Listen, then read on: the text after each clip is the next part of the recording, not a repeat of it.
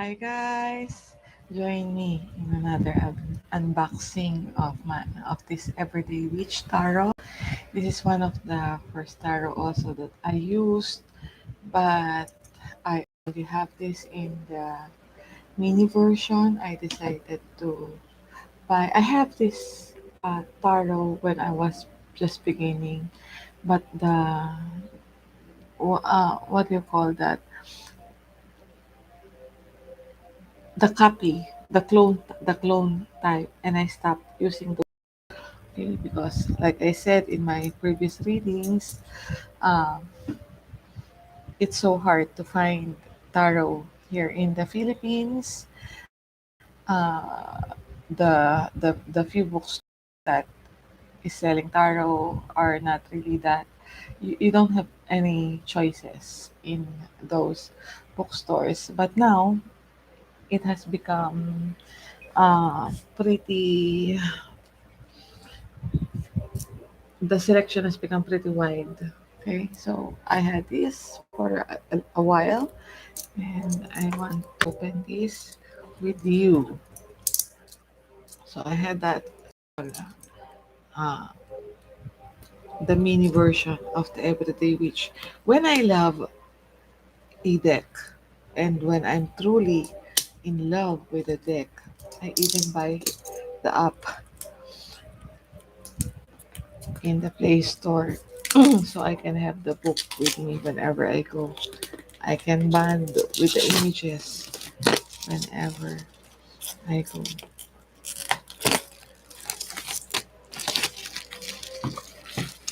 This is Every Bridge Tarot by Deborah Blake. Book, book which I also wow, the book is pretty extensive. It's thick. It's thick. It's colored, and this is one of my most playful decks.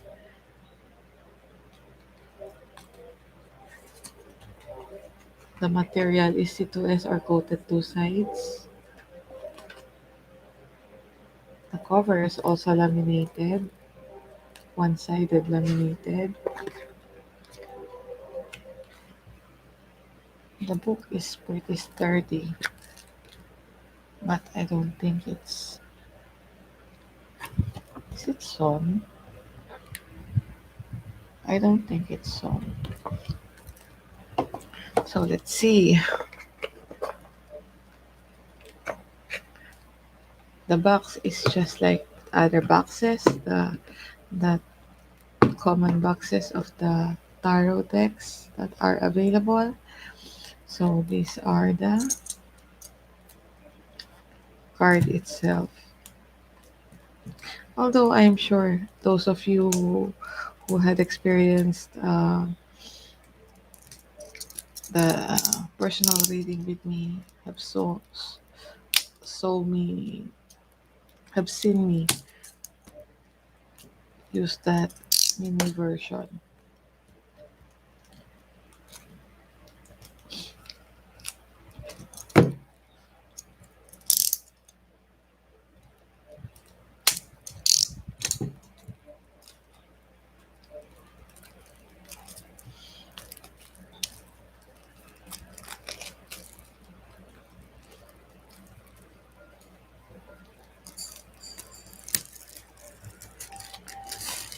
See that.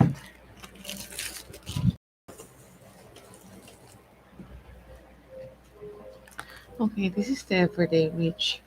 As you all know, the witch's power is represented by the hat, by the broom. Okay, so I don't know. I this high priestess is even in my oh gosh. The high priestess is even my screensaver. You see that? Because this is one of my favorite cards, and this is my favorite deck in this favorite card in this deck. So let's start. You see that? the fool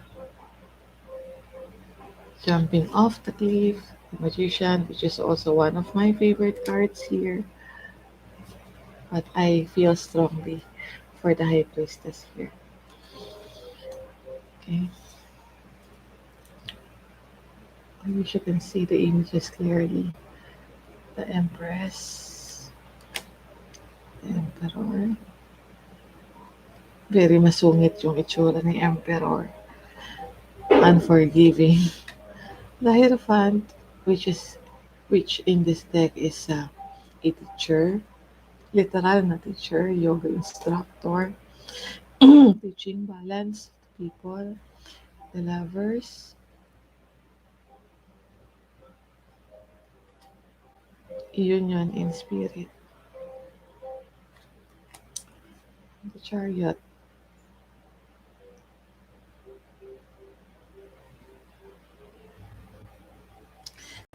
in this deck, the chariot is represented as confusion. You see, he's on the move, but he needs to decide what way he's going to move into.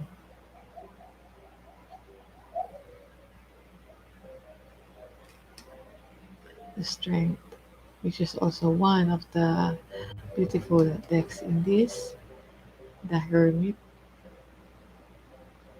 meditation, meditating, putting down those powers, and going within. The wheel of fortune, justice. In here, the justice is not blind, she's picking at the cats that are fighting in the scale, the light and the dark. The hanged man, he is hanged by his own broom.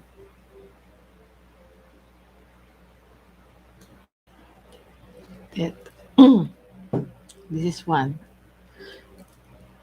of my favorite decks also. In this card, the death is not literally, it's like cutting cords. Okay, the death, a card is depicted by this man in the cloak and he's about to cut that cord.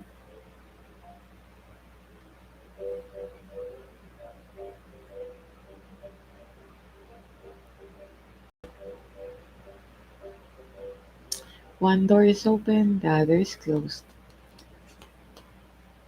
meaning there's hope after that energy. Okay, so the temperance, which is bringing things to balance, the devil, temptation,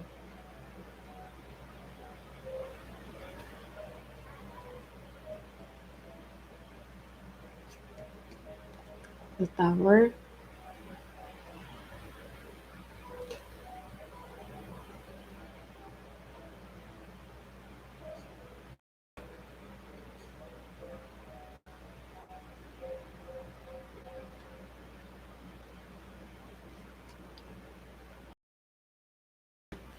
you see, there's so many beautiful cards in this deck.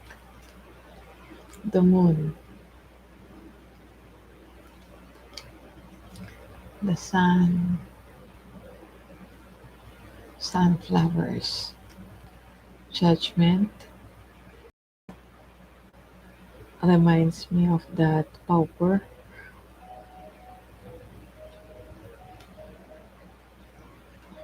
the world, completion of a cycle, celebration. Okay, the ace of swords, the ten of swords, sorry, two of swords, three of swords,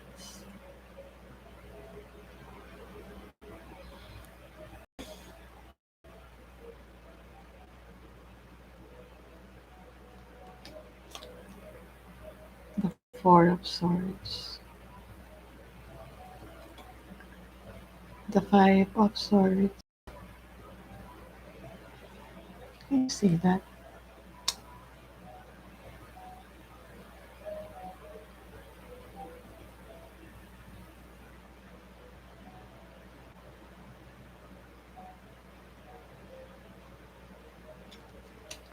The Six of Swords. I don't know, but this always gives me that feeling of somebody escaping.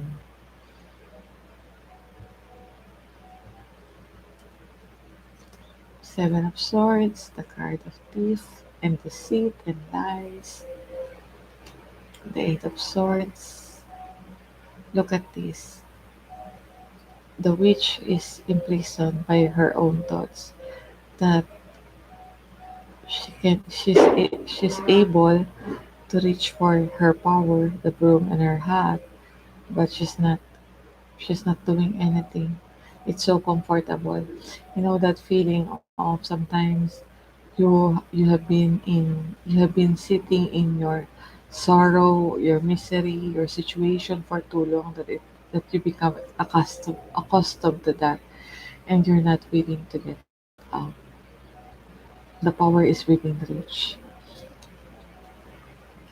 The Nine of Swords,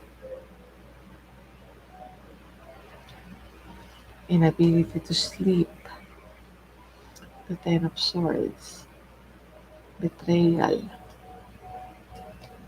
The Page of Swords, our spy card, our the Searcher, the Knight of Swords,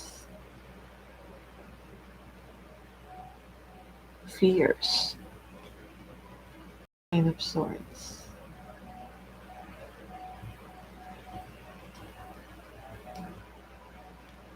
the King of Swords. Okay, the Suit of Cups, the Ace of Cups, the Two of Cups, dating, Three of Cups, celebrating friendships, Four of Cups,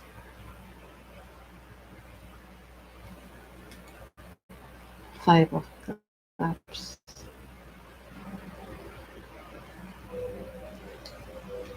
Six of Cups,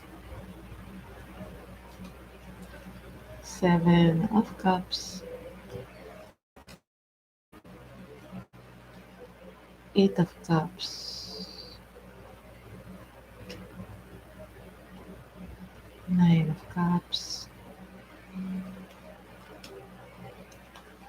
Ten of Cups.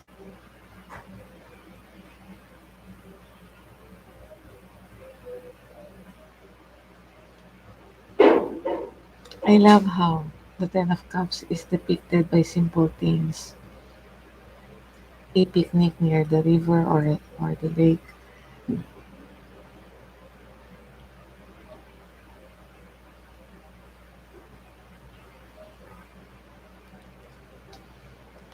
Page of Cups, creating dreams, depicted by a painter. And I also love the message of this card because in this card, he abandoned also his cape, his broom, and his hat just to be his real self, his authentic self.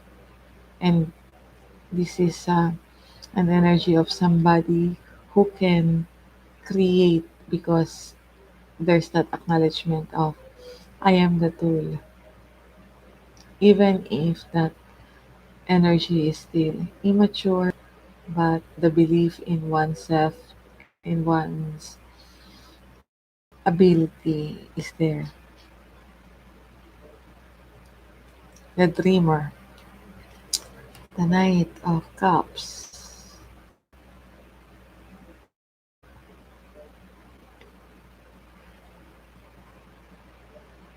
There's a shark on the water, and there's that cat in danger of falling. So the Knight of Cups is the romantic knight looking for romantic adventure. In this deck, it is the danger of that adventure is also depicted. The Queen of Cups, the King of Cups, I also see this as somebody spying because of the telescope that he's holding in his hand. Surveillance. Okay, the Ace of Wands.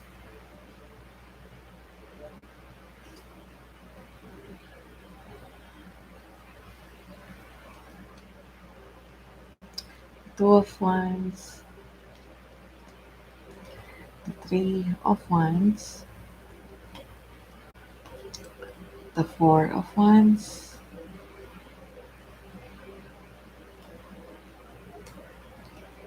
The Five of Wands.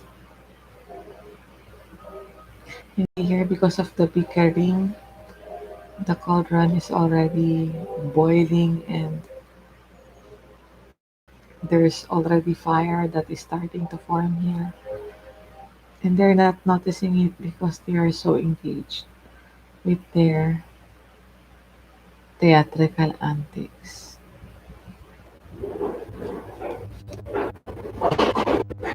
The Six of Wands, the Seven of Wands,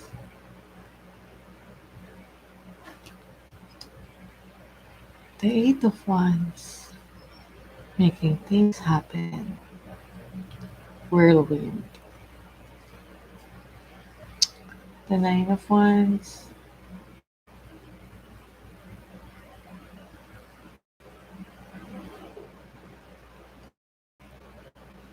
and the Ten of Wands.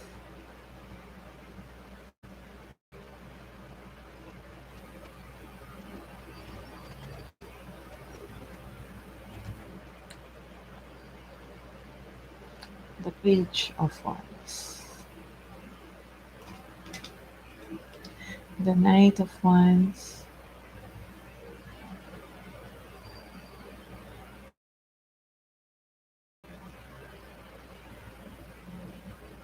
always bold, the card of Sagittarius, always that even with the dragon, at the end of his journey, he's willing to take the risk, sometimes foolish, just because he's passionate about something. The Queen of Wands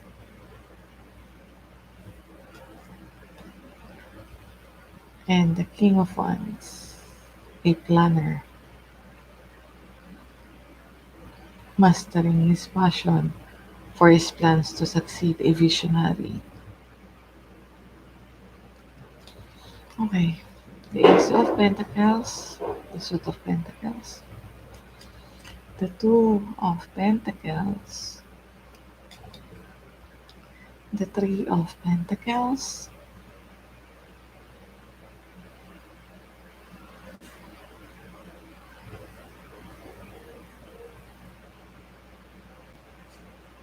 sometimes I see this as a competition.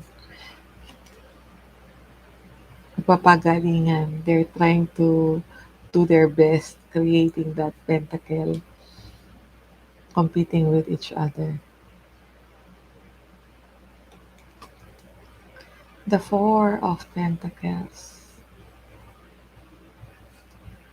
This is about protecting one's stability, but I also see this card as well. It's also a card of greed, but I also see this card as somebody trying to hide something.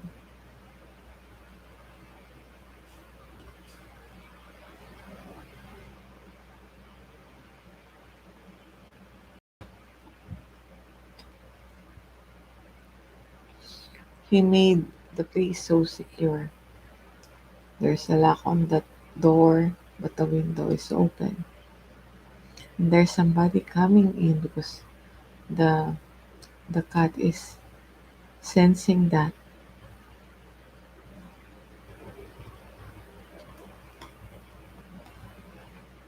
The Five of Pentacles. I love how intuitive this card could get. It's like every time that you see it and you look at the images, there's a different message and a different message and a different message. The Six of Pentacles.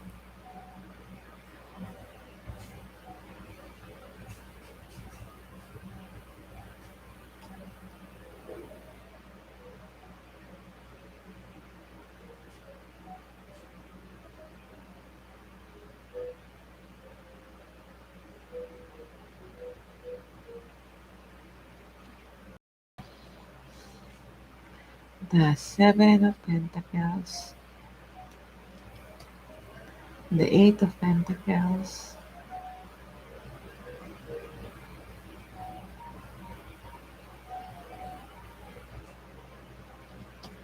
The Nine of Pentacles. Not a care in the world. Just her and her liquor. Ten of Pentacles. My favorite card. In every deck. Literal na favorite card ko. Page of Pentacles.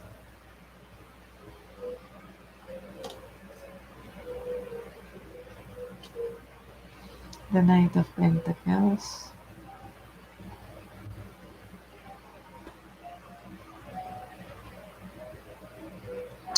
Look at this. One of his foot is up in the air and the other one is still touching the ground, making his progress slower than the other knights.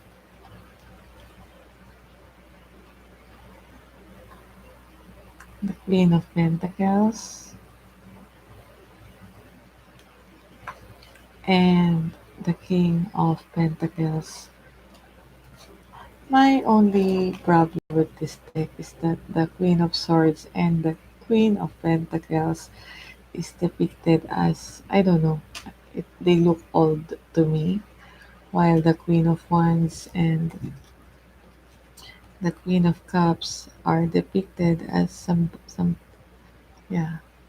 Well, this is my favorite queen, the Queen of Wands. Look at this Queen of. She's a very beautiful, pregnant also. The Queen of Cups, and then there's this Queen of Swords.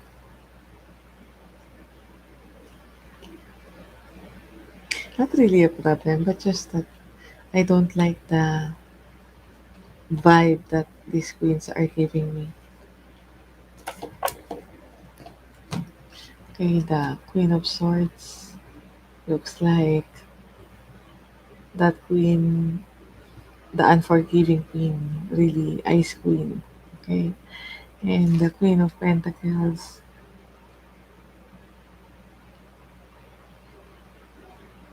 sitting in the garden but wearing so many jewelries.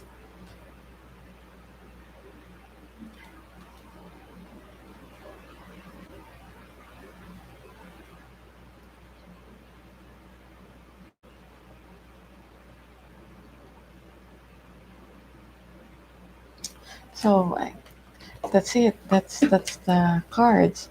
The card stock is thin, but it is sturdy, and because it is it is laminated both sides. It is sturdy. This is the kind of card that even if you, I don't want to tear it, but even if you tear this, it's not very easy to tear. Okay, so even if the card stock is a bit thin, this is a very sturdy deck.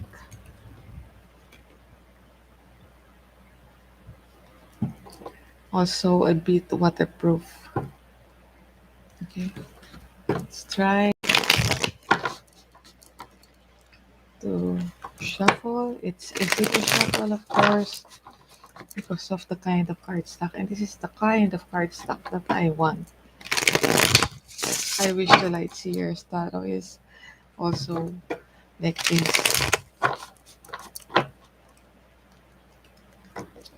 Easy to ripple shuffle, easy to hand shuffle.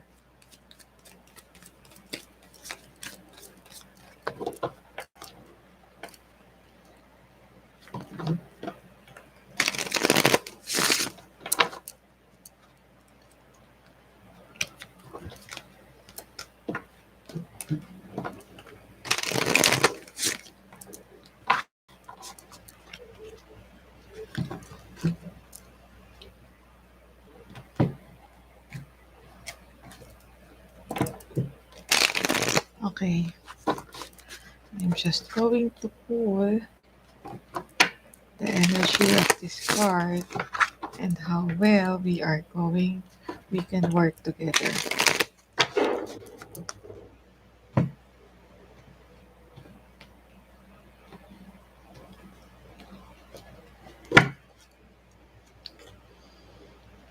The world, an upgrade, a celebration, the energy of this card for me. So taking me to another level, the Hierophant, that old, okay, because the deck is actually giving me a different vibe, a different interpretation for the cards. Sometimes not even close to the basic meaning of the tarot. The Hierophant could be a challenge. That old way of doing things could be a challenge. Like the Hierophant in the other decks, I is something that I see as um, higher level of commitment. Okay, that is the marriage card. But in this deck, I cannot really, I cannot really see it as the marriage card.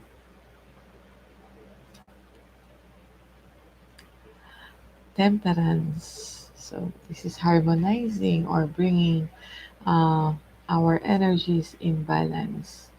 Because this deck is going to teach me a lot of things. But then, even if we've been together for a long time,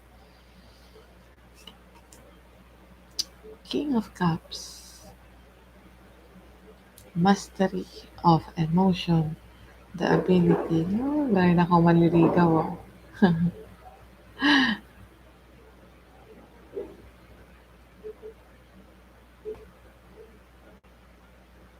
The ability to learn from a distance,